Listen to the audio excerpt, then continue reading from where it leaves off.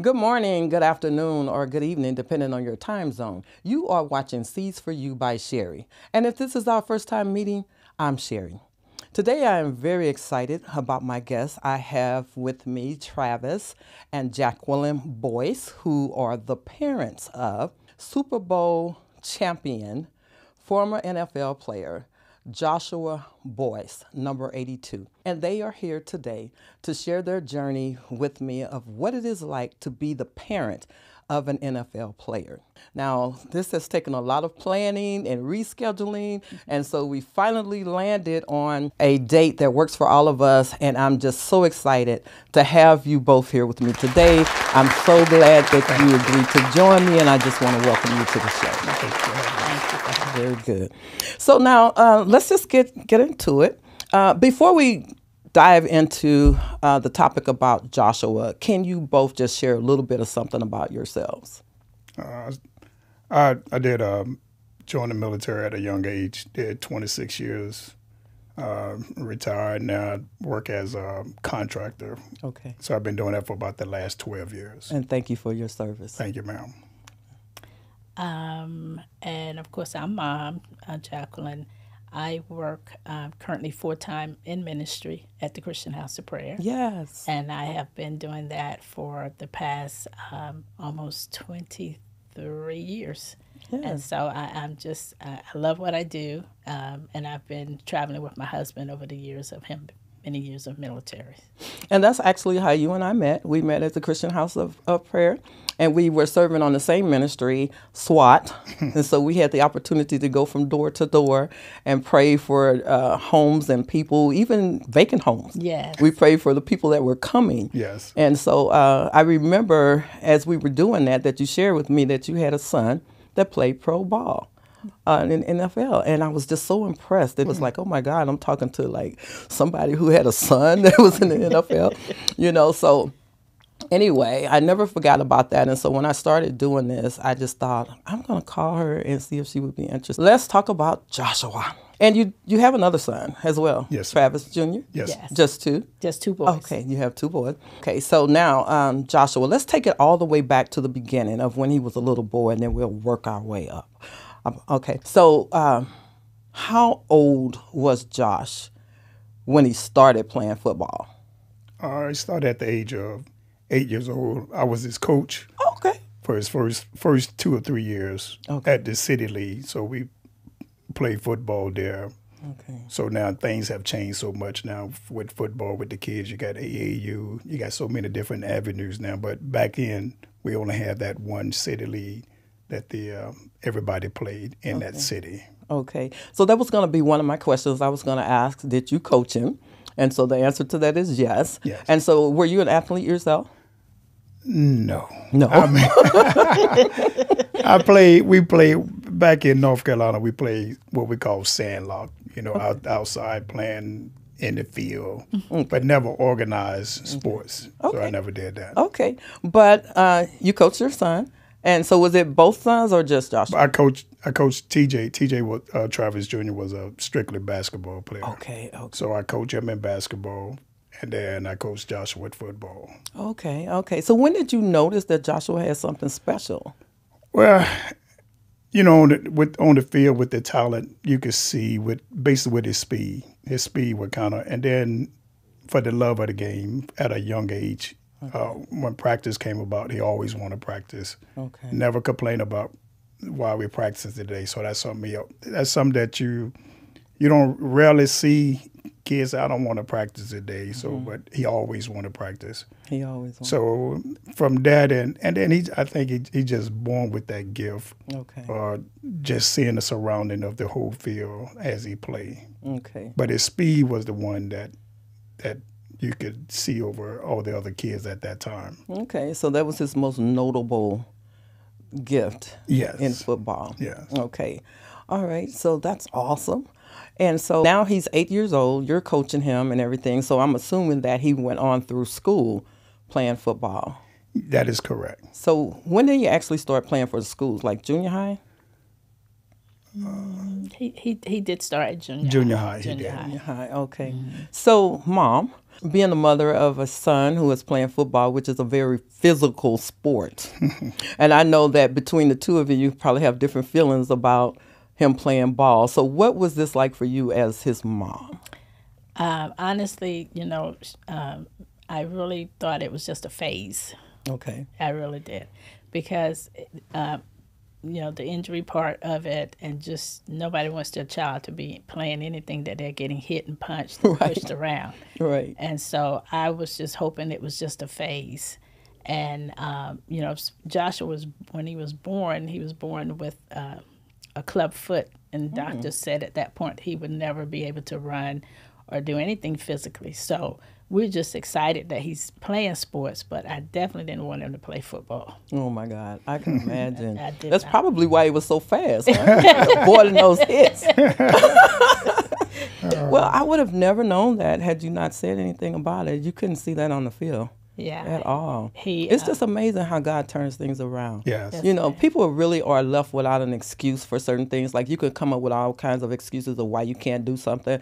But then when you meet somebody who has no arms, no legs, but they're married with children and, working jobs and things like that, it's just like, you really don't have an excuse. Exactly. So that's amazing. I would have never known that. And then his speed, you'd have to tell somebody. So now, here we are. We go through junior high school and then through high school. Yes. He played through high school. Yes. Okay. How are you guys enjoying that journey so far? Well, for me, again, remember I said I didn't really want him to play, so I would either go to the games or go to practice, and I would sit in the stadium with a book. I really wasn't paying much attention. I'll be honest.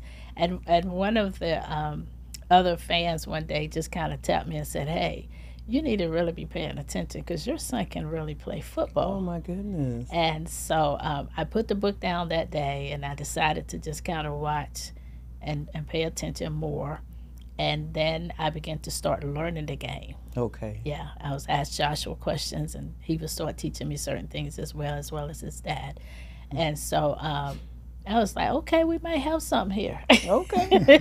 Okay. Yes. So it was a good journey. High school was awesome. Yeah. It was absolutely awesome watching him play. You always don't want them to get injured. And so he did pretty, he was blessed. He was really blessed through high school to not incur any major injuries. Okay. And so how are you enjoying the journey as he's growing and cultivating this gift? Well, the thing, you see how they developed when they was young. Right. And then all the coaches that he had, with the city league, and then from junior high, then high school. So you see everything come together. Okay. From the sport itself. So we enjoyed it. I think his mom, he'd come home about every day saying, I'm hurt here, I'm cut here. So she told him one day, hey, if you're going to complain, don't play. Right. So he stopped that. So no more complaining. But we enjoyed it. It was good going to his high school games. Okay. So, they had the opportunity to go to the state finals in high school, which was good. They didn't win, but the opportunity was there. Okay. Yes. And so did you have these sideline talks with him after games like, son, well, you could have really did this or not that? I think once he got a certain level, he had coaches that's what they do for a living. Okay. So, it's very few things that I would say to him as far as what he needed to do, but overall, he was coached real well. Okay. So did you ever have any concerns along the way? Not for injury. We think different. Yeah. And we're saying, go and get in there. Yeah, suck it up. Yes. Being in the military, first thing we say, suck it up, get on back in there. Right. If this is what you want to do, you got to get in there and do it. Okay. So now he has gone through high school, and now we come to college. And if my memory serves me correct, he went to Texas Christian University, which is a private research university. Yeah, yes. Okay. And the experience with that was really unique too, because we gotten a call from the high school saying that Texas Christian wanted to give him a tryout. Okay. And I'm going to be honest with you, it was on a Sunday. So Mm-hmm. I was talking to my oldest son, took him for the tryout. Okay. He said, Mom, I'll just take him up there. We'll just go. Because we didn't, honestly, to be honest, we didn't know much about that. Okay. Yeah, the whole scholarship piece and all of that. Okay. And So he had a scholarship. yes. Okay. Yeah. Awesome. So once he went and did the tryout, and on the way back, they called and said, we want to offer you a full scholarship. Wow. And so, and then it was okay, we said full scholarship. So what does that mean? So, yeah, that included, paying for all of his education, and he get the opportunity to come to that school. So, of course, we're in, Absolutely, absolutely. My God. So that speaks volumes to his gift as well. I mean, that says that you're so good, we want to pay for it. If you just come to our school, is what I'm getting from that. Right. That is correct. Okay. So I found clips when I was doing the research. I Googled him, and I was able to find a few clips, and most of them were at the university. And so I was watching them, and I was like, okay, so he hoped that I'll be able to share some of those videos within this one. Right. I don't know about the copyright issues and stuff like that, so I have to check into that. But if I am able to, I would love to do that so that people can also witness his gift and talent. So as I was watching this, it really came a bit addicting for me because I was so impressed with it and how he was running and maneuvering between the players and just really getting there to that touchdown that I just kept watching it and watching it and watching it and smiling. And I was like, this is so exciting, And then another thing that I noticed outside of his speed, which the commentators always made mention of his speed, the other thing that I noticed was how he would fall. Like, and I never, at least not in any of those clips, saw him fumble the ball. So it's like once that ball comes, he's Right. got it. And he would go running with it and maneuvering through the crowd. And then if he was tackled, he knew how to fall. I mean, I don't know if that was a technique or an art for him, but it just seemed like he did. And he would just go into this fetal position and just roll it out. And I was like, okay. I was like, that's good. So I really hate that I didn't get to enjoy any of that time. But anyway, so now he's doing well in college. So at what point did it ever come up about playing professional ball? I would say because his freshman year he was redshirted. What does that mean? Redshirted mean at the time they had other players Okay. that was probably seniors and juniors. Okay. So he could have played, but then, the way they look at it is I can keep him for another year because I already got what you could say star players now. Okay. So once they leave, then he can come in and play.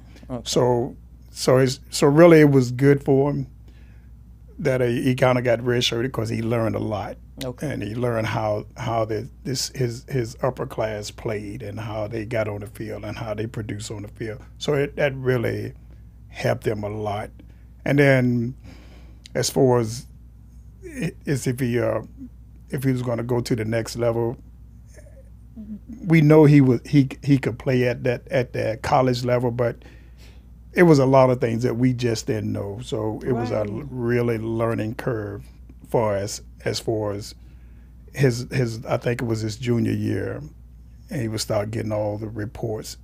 And then we getting not recruiters, but I mean agency calling us. Wow. So then we realized this thing. Start thinking that, oh my God, okay, we got something here. yeah, that's good. Okay, so now when you have your dreams and things of that nature, and you want to see these things come, of course you have faith and you want to believe, but then when it's actually happening, and you may have some fears or whatever. So you said that Josh was redshirted. What was his feelings about that at that time? Oh, he didn't like it. I'm sure. He didn't like it at all. Sure. He wanted.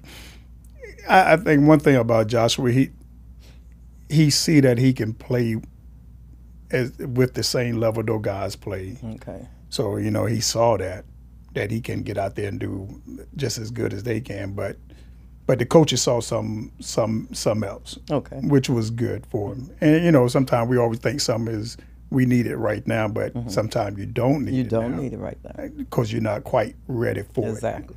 Your talent might be, but you're not quite ready for it. So, Exactly. So those are things that it really helped them in that as far as being redshirted. Okay.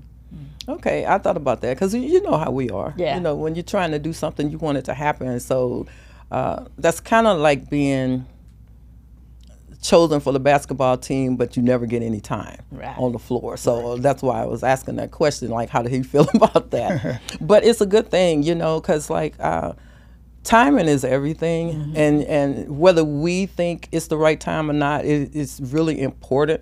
And I've reached a point in my life that now when things don't happen when I think they should happen, I don't worry about it because I just feel like it's going to happen when it should. That's right. And that would be better. Like even when I first started writing plays, I had to push my first play back a couple times before I actually got to mount it on the stage.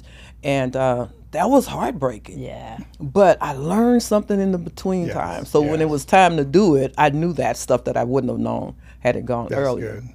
Okay, so now Josh he's playing college ball. He's doing really good. He's enjoying the journey because this is his thing. This is his journey, but it's also your journey. You know, so you guys had to come along because you're the parents and everything. So now you're getting these calls or these communications and everything. And so now you're thinking, okay, this is getting real. You know, it's getting real. And so you're thinking about it. So, all right. So Josh, at what point or what type of preparations is he making for this to really come to pass? I wanted to share at this point how even at his junior year of school, he called me one day and he says, "Mom, they're telling me I could go ahead and go to the pros." And so, you know, even earlier when my husband mentioned about the red shirt, you know, there are certain things in life, as to say, you're just not quite ready for. Right. And so I reminded him of that. First of all, I said to him, "Young man, your priority is seeking God." Very good. And keeping him first in your life. And then I said, and then you were blessed to get this scholarship to pay for your education. And so you're not going to leave the school until you complete your degree. So that would have meant him leaving school Early. That he would not have graduated at that point. Wow. And so his thing was, well, I can come back and graduate. I said, no, you're going to graduate before you leave. That's very good of you to keep him grounded like that. Because some people probably would have been like, go, you know? No, because that, you know, even as we get a little further along, you'll find out, you know, that the NFL is absolutely, you know, it's a wonderful opportunity and experience. But you always want to make sure that you didn't just jump into that and didn't finish your education. You went to school to get an education. That's very good. Yeah. That's very So good. he did. He graduated early. I have to commend you. I have to commend you on that. And That's to very God good. be the glory. He graduated from high school early. He graduated from college early. And so God just has his hand on him. yes, ma'am. God just has his hand on him. Oh, that's a wow factor for sure. And I'm very proud of you all for taking that road with him and keeping him grounded and making sure that he got his education and he didn't bail on that. So that's very good. So now he's done with school and he finished early. And so now what happens? He got invited to the combine, and the combine is where they take the top athletes from all the college, and what they do, it's like, I won't say they kind of see what the players have. All the coaches be there, all the GMs from the NFL be there. So they watch them run the 40-yard dash. They watch them catch passes, jump, lift weights. Okay. I mean, I think it's 225. They got to see how strong they are, basically with the strength of the players. Wow. So he got invited to that. He did well. Okay. And then at the end of it, he broke his foot. Oh my. And that's before he even got drafted. So what was that like emotionally? I got the call. I think you've been dreading all the years. There's that one call, you know, the ankle thingies or the hand thingies or whatever. They can work on that and get them back in there. But to have a broken foot right before the draft. Certainly that was much prayer. We just went into prayer, just from, thanking the Lord, first of all, for him being at this place. But our hearts were broken too, disappointed, because his heart's broken and disappointed. And of course, he's thinking that this is the end, because again, who wants a already injured player coming into the NFL? And so, but I was, my husband and I praying and just seeking God about that. And one of the things that I was reminded of is that the promises of God are sure. For sure. They're sure. It's sure. And so I'm not sure how he's going to do it, but I told him, son, I believe you'll still be drafted. Wow. I just encouraged his heart with that. That's I said, this is your dream. God has put it in your heart, and you are so passionate about it. He was very passionate about it. And I said, so I believe that it'll still happen. How it's going to happen, I can't tell you. And so, so we encouraged him, consoled him, encouraged ourselves in the Lord, and just say, God, we don't know how you're going to do it, but we trust you. We still trust you. So what was the healing process for that? Like, how long? So the fact that this happened, does that mean that he had to wait a year now before he could try it again? Or I think I'm not quite sure the recovery time could have been 6 to 8 weeks. Okay. But he still had, before the draft, he still had almost 6 weeks. Okay. So he came back from California, and he was in Dallas, and he got surgery probably the next day or so when he got back. Okay. So his recovery time, after he recovered, he got back on his feet. And by that time, the draft time was slowly coming around. Okay. So how was he handling this emotionally? I know you said heartbroken, but like what were those days like? Those weeks? Just a lot of encouragement, just encouraging him and just telling him you can't focus on that. You've worked hard to get to this place, and we just trust that if this is for you, it'll work out for you. Okay. And he will have really, really down days. And I was just going to say, what were the lows like? Yeah, the lows, were, he would say moments, there would be moments, Mom, who's going to want to draft somebody with a broken foot? And I said, you know what? God knows the answer to that. I don't. I don't know. Your dad and I, we've never been drafted in the NFL. And this is not our dream. It's not something that we per se want, but we're in agreement with you. We've coupled our faith, and we're believing God that it's still going to come to pass. Okay. And so, and it came to pass. Came to pass. So now his foot is now healed, and what happens after this? I think the draft time came around, and and then what we learn as we go. The NFL is they see the potential. They know it was already there. Okay. So they know your foot ain't gonna be broken forever. Right. So right. Eventually you're gonna heal. So once his foot was he was close to being. I think it was maybe 1 or 2 weeks away. I think the NFL draft came about. Okay. So the first day came around, and his agent already told him, you most likely you'll go in the 3rd or 4th round. Okay. So it's because back then I think it's 7 rounds. What does that mean? Like the first round, drafting. Oh. Drafting. So so each team, I think the first 32 is the first round. Then you go to second. Okay. So I think around the 4th round that it was started at that Thursday. The Thursday, yes. And then they had Friday. Yes. And then the last day was the 4th round through the 7th round. Okay. They was going to do all the picking. So he was with us that we was all sitting in the house just waiting. Okay. And we nervous, so all the teams going by. I know. I was going to get to that too. So like, Mom, okay, how are you feeling now? Because his foot is newly healed. Yeah. And so where are we going now with that? Yeah, it's tense. It's very tense. He's anxious. 2 days has gone by, and you're not. Let's back up and talk about that. Yeah. Let's talk about that first day. How did that go when you didn't get the call?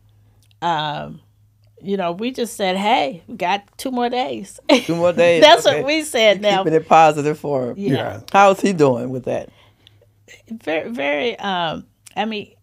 Trying to be as positive as possible, because his agent had already told him, because of your injury, he was initially projected to go late first, early second. Yeah. But once late first and early second, what does that mean? That means that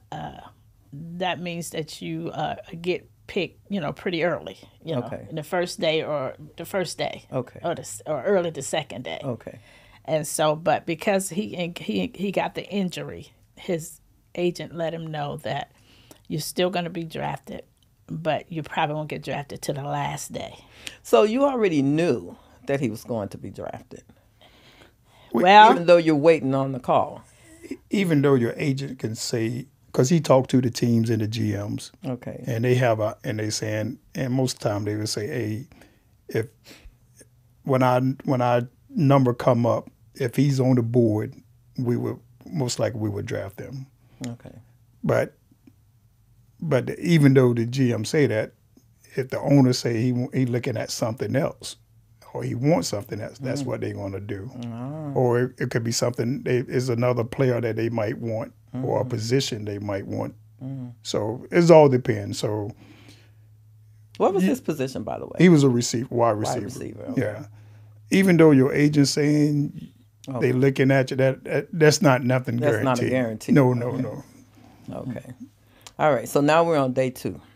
Yeah. So what's happening on day 2? That's a full day, and the house is pretty tense. I can only imagine you like walking around, you're not wanting to think about it, but that's all you can think about. Yeah, we all looking at it on TV. We all looking at each team. And then, everybody say, man, that's my team. Why they don't get him? So yeah, that's how. But we all sitting and waiting. So you don't know which team? No, we don't. Oh, you don't know which team. Okay. So, all right. So how did he feel about the team that drafted him? Was that one that he followed already? I think Josh, at the time, Josh's mindset was, I don't care what team.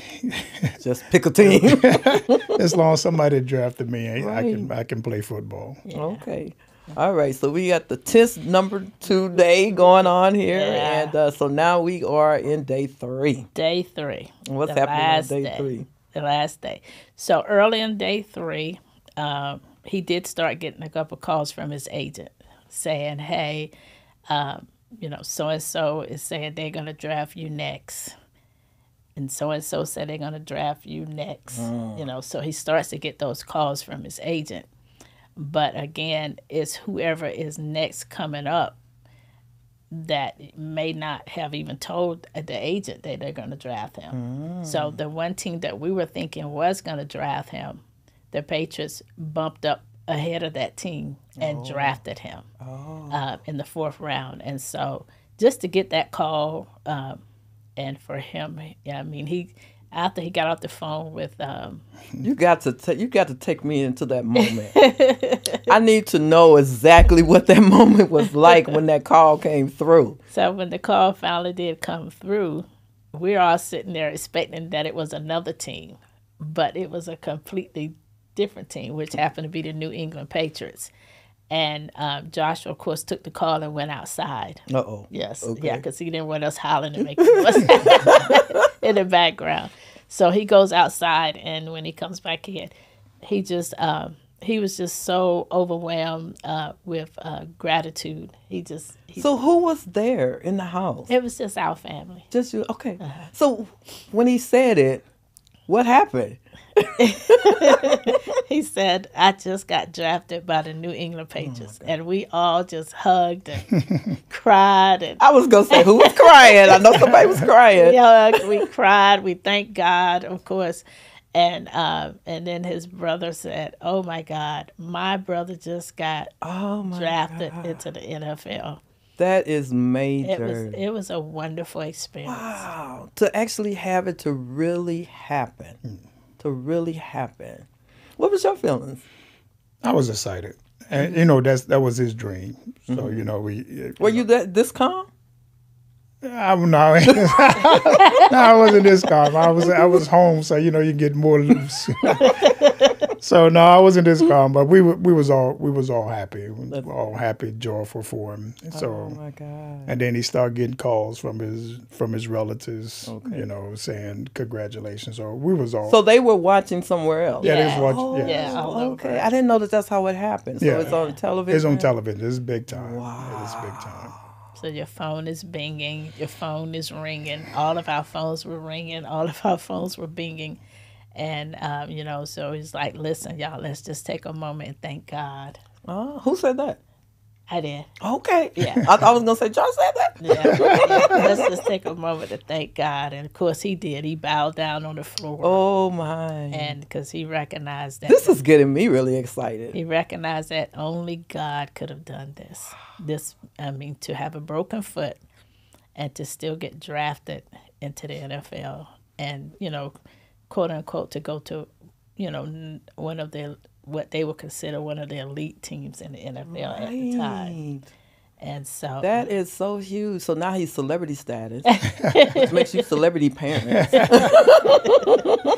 we still regular. I was just gonna say now, because that puts you into a different circle, you know. So how did Josh handle the new changed life for him before, like, I don't know what the time frame was before he actually started playing. Like, did he start playing in a couple of weeks or? No, I think, you know, once they get drafted, and I think it's maybe 2 or 3 weeks at the most. They go they go a mini camp up in New England, and I think that's where he really start realizing I'm in the NFL now. Okay. So I was gonna say, so what is his attitude now? Now that on the other side of the NFL, well, you know, he would absolutely love to be still playing, but the injury bug hit him. Yeah. And so that too have it highs and lows. Oh, but I meant like now that he's going, like Okay. he's about to start and he Okay, has to okay. go. Like, what is all of that like for him? Because I'm sure that this is a whole different nature of a beast, because this is not college, this is not high school anymore. This is something different here. I think one of the things as far as, leaving, he's not around us. So he's leaving, going all the way to Boston, getting his own apartment. So, you know, you can say he's becoming a man now. Okay. So, you know, so a lot of things, you know, unless he called back and say something, this, and this. But other than that, he took care of his business. Okay.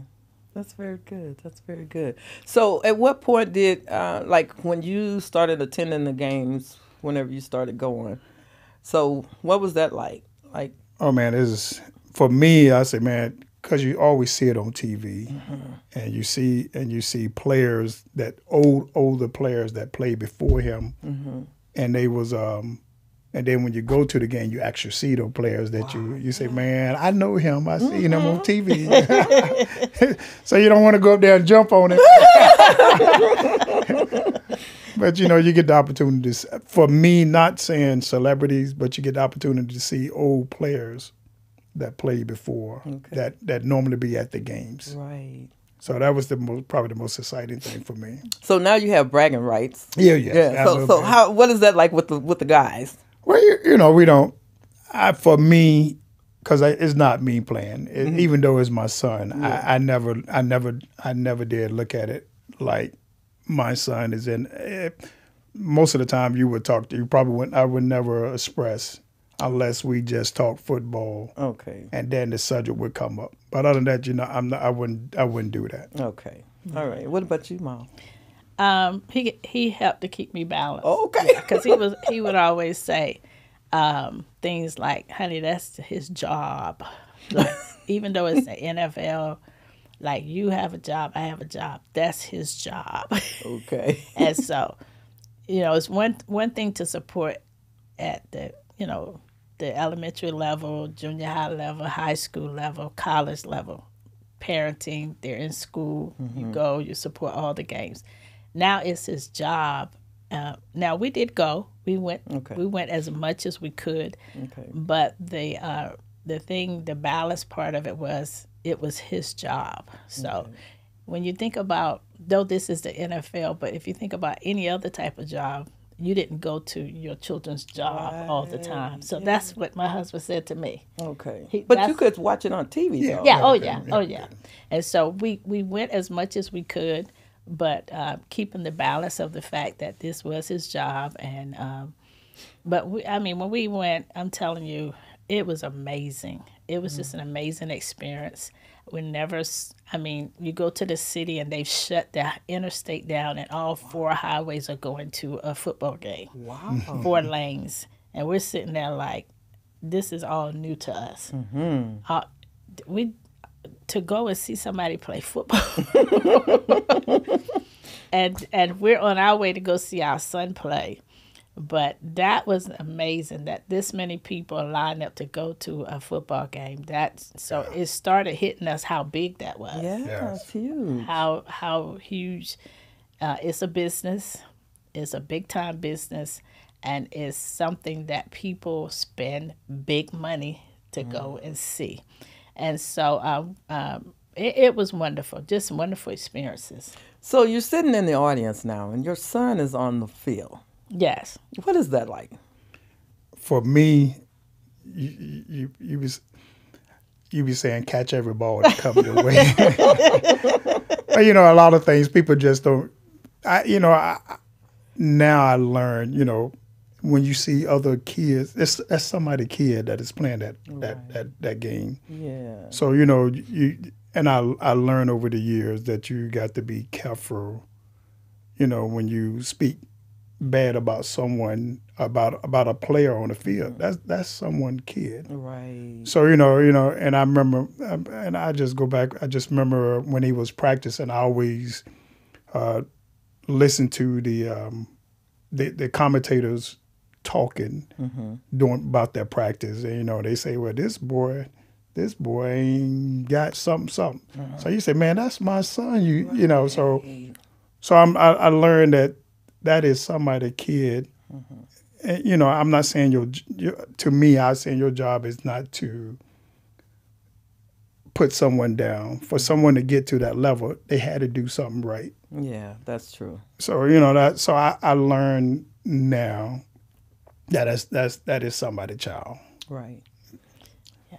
So I have 2 grandsons. One is 8. And the other one, I think he's 14 now, 13, 14. So the 14-year-old is playing football, and the little one is playing basketball. And so it's different when, after a divorce, and then you're trying to raise your kids and you're going to games and stuff. So we're here supporting the little 8-year-old, and there is another little aggressive player on the team. And he gets very animated at times, and, there would be times when he would push my grandson, and the father is over there, and he's like really harsh on his son. Right. So that's a lot of pressure for that little boy. It is. And every time that little boy makes a mistake, he looks over at his dad automatically. So that is also kind of teaching me the same thing. We had to address at some point my daughter, hey, stop pushing my son. Yeah. Stop that. And then the dad saw that. But it does make you realize that is somebody's child. Yeah. So you have to be, careful in how you choose your words and how you respond and things like that. So I totally get that. Yeah. So you have this big moment, this burst of excitement and whatever. So what about the days that are not good, like not a good game or something like that? Or you get the call and you're at the game, but you didn't know that your son was not going to be playing in this game. He got stretched for this particular game. He's a healthy person, but they didn't need him in this game. And you're already at the game, so he calls and says, hey, I'm on the inactive list for today. And so he was like, well, what happened? Because we're still learning. Yeah. Yeah, it's a lot to learn about the business. And so we're still learning. And so it's like, why didn't they tell us so we didn't have to come All this way. come all this right. way? And so, but all of that is a part of it that you learn along the way. And so that's why even since, at this point, as many parents that we can assist or help or that are going through this process, we've had the opportunity to talk to many parents. Very good. And share things that we learned the hard way. Some of it we learned the hard way, but we can give them some insight on things that they can be prepared for. Okay. Because we didn't have necessarily somebody before us to kind of help guide us through. And so I've had the opportunity to pray with and encourage, and my husband and I, and share with quite a few parents whose children are now playing sports. Okay. And things that they can help prepare them better and they can be prepared better for. Well, that's very good, and I'm going to make sure that I share this with my daughter and my grandson because he seems to be doing well. Good. Playing football. But it would be good to know because you think once they make pro, that's it. No. You're not thinking about the part where they might get scratched for a game. And that's very disappointing. Not only that, get cut. For us, we say get fired in the civilian world. On your job. Okay. So as a young man to get released, or they say cut, really for us we say fired, but it's the same. It's the same. So as a young man, it can really throw you back. It's almost like you're being rejected because from once they high school and college, it's just like everything is kind of like given to them. Yeah. So when they go to college, everything is kind of laid out for him. Right. So he just walked that path. But then when you get to NFL, now you're talking. This is a job. This is a business, and if you might not fit for that team, then if they release you. And it seemed like you saying, do I still have it? That's the first thing they would say, or they just have that rejection, being rejected. And most of the time, kids, they're not used to saying, people telling them no, or this is not for you, something like that. So that is a hard thing too. So then, how did you guys handle that with him? Because you're his backbone. And everything as he's going, you've been raising this child and guiding him all of his life and everything. And so now we have this hard matter set before us. And what are you saying to him? I think about, and this is how we even operate even now with our family, is we, the Bible talks about a 3/4 cord not being easily broken. And it's myself, my husband, and our oldest son. So, and then vice versa, depending on which one of us is walking through something in particular. Okay. So all of us will have our particular ways that we would encourage the person. And so my oldest son, who is a head coach of basketball, he has such a gifting of encouraging. Yeah. Okay. And he can speak to his brother in ways that even his father and I, because we're gonna encourage you as a mom or as a dad, and just say, you're still the best thing since sliced bread. They just don't know it. Right. Don't worry about them. They just don't know it. They don't realize what they're gonna be missing.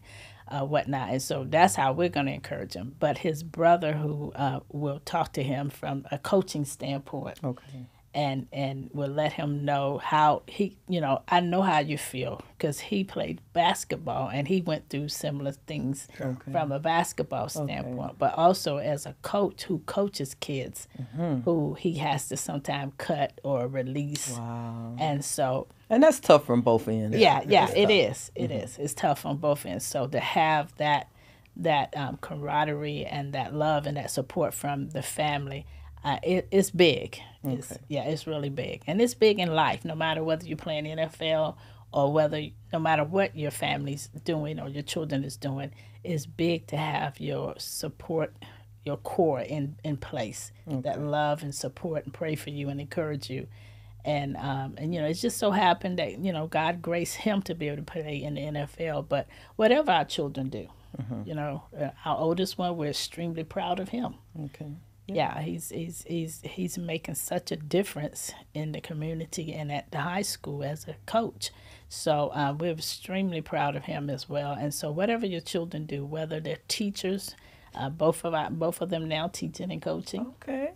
So we just encourage them in whatever it is they're doing. We won't ever forget the NFL time period, though. I'm sure. That's huge. That was a wonderful chapter. But you had to walk through his injuries. Yeah. And transitioning from one team to another. Yeah. And so, okay, so after the first team, he goes on to the next team. Is he feeling better now? Well, anytime I think anybody it says, "Hey, come over here," they just maybe didn't realize how good you were, but we'll take you in. And so it becomes, you know, sometimes with the NFL, if you just don't get to the right fit, it's almost like a revolving door. Yeah, you'll go from team to team. And so that last injury that Joshua had gotten with an ankle injury, and he had a major surgery where they had to reconstruct his ankle and things like that. So he was it the same ankle? The same ankle as the foot injury? No, it was the other one. It was the other one. Okay. Yeah, and so that particular injury, he never really fully was able to go back and run to the degree that he was. But, you know, we still talk about that Super Bowl win. And, yeah, so he has a ring. Oh, yes, ma'am. Oh, see, that's something you will never forget. Yeah. Never forget. Yeah. That is the proof that will live on forever. So you can show this to your kids, your grandkids. You know, you will have this experience, for, like you said, in your heart forever. And then we got the experience. Yeah. We got to go. You got to go. To watch a live Super Bowl football game. And we tell him, you know, and his brother as well, we tell them, you know, a lot of things that God has allowed us to experience, we've been able to experience because of the grace that's on you guys' life. So there's a grace, you know, there's a grace on your lives that God has given you guys, and so we've been able to travel. You know, things. that really says a whole lot, because it also speaks to your character as well. If you want to get into the ministerial part of things, you know, how we can have things in our background that affect our children. Yes. But yet your children have all this grace. Yes. So that's from on high. Yes, ma'am. That's from on high. That's from on high. Wow, this is just so amazing. I'm so happy that I am learning this stuff from you guys, because that is certainly something that I would like to pass on my daughter. Because since my grandson is doing well, my daughter is like always filming it for TikTok and screaming in the background and everything. So she's all crazy and hoping that he makes it. But, you know, you don't want to set them up for failure either, because, you know, when things don't go well, can they handle that? You know? And that is... I think even that last day, you know, if you know, when we was talking about on the draft part of it, there are a lot of kids. There are a lot of kids that are waiting to hear their name called, and some don't get their name called. I know. And then they're very good players. So that's why, you know, you recognize and realize when it does happen, it's not just an accident. Yeah, it's not just an accident. And then for those, you know, I mean, my grandson plays basketball. Really? He plays basketball. He played football for a little bit. We don't know if he'll get back to that. But right now he's following his dad's path, which is basketball. Okay. And so, you know, you just try to teach them from the balance standpoint that, yeah, you know, that's a gift, and you can do that, but stay focused with the educational side. That is correct. That's good. And, that's you know, stay focused, you know, keeping God first in your life. And certainly, you know, God's thoughts, you know, towards them are good. So the end he has for them is going to come to pass, whatever the end is. So just kind of keeping them grounded, keeping them focused, and not getting so caught up on the superstardom That's very good teaching. Yeah. That's very good teaching, because sometimes when people start rising to fame and whatever it is, there are a lot of, and I'm just going to say, a lot of demons out there waiting to bring havoc, Yes. So you really do need to be grounded and make wise choices as you're entering into those different arenas in life. So that's very good. That's very good. So your kids can't fail. I mean, they can't. They cannot. So the grace that's on their life is one thing, but then they have you guys that are doing a phenomenal job. And so I know we're almost out of time. We're coming up on the end of our time. But is Josh giving back somehow? Like, is he training kids or something like that now? He working with smaller kids, young junior high kids. Okay. And high school kids. So Okay. during the summer, he giving back to one-on-one training sometime with the players that is in high school, junior high. Okay. So he is giving back. Okay, so is this something that anybody can come and experience this with him, or do they have to be attending a certain school? Or No, what he do up there in Fort Worth, but what we try to get him to do, just have a camp. Okay. And back in Carpets Cove, back home. Okay. So then all the kids would come. Yeah. The parents that want to come, the kids get some good teaching points. I put it like that. Okay.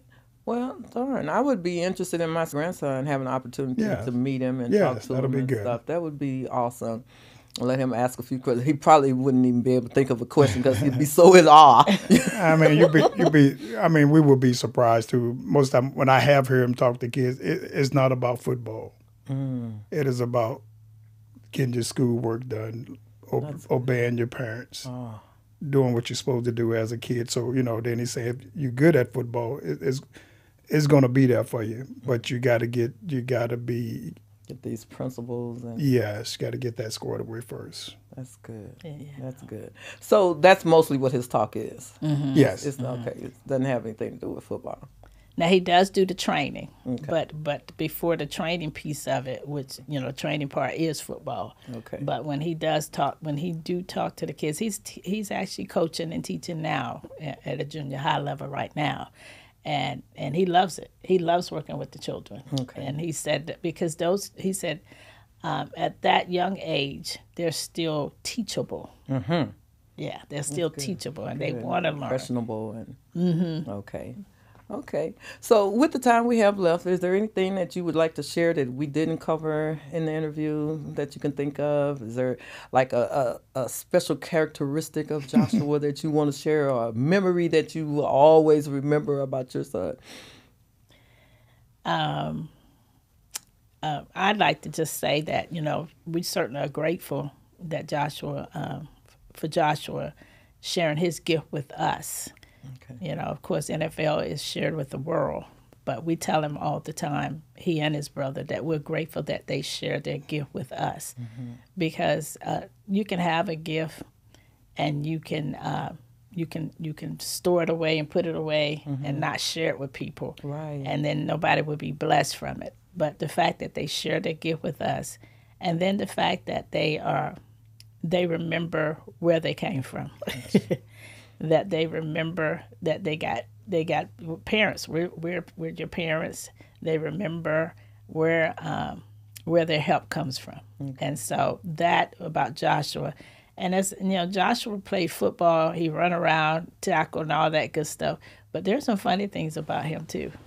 Like he doesn't like doing. There's certain things like that you would think, him wouldn't mind, like swimming and roller skating and stuff like that. He doesn't like to do stuff that he feels that he can't control it. Okay.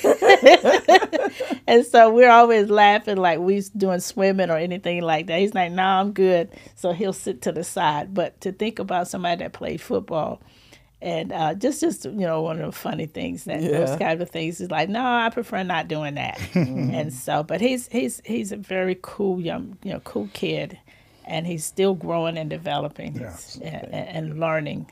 And so he's about 28 years old right now? He's actually 32. Oh, okay. He's 32. 32. Okay. Yeah. Okay, well, this has been an exciting experience for me. Again, I am so happy that you were able to join me and share a bit of your life and your son's journey and your journey. You know, for me, I had the opportunity to learn. I just feel honored. I have to say I feel honored. So again, ladies and gentlemen, I have been talking with Travis and Jacqueline Boyce, who are the parents of Joshua Boyce, a former NFL player, wide receiver? Yes. Wide receiver, and champion.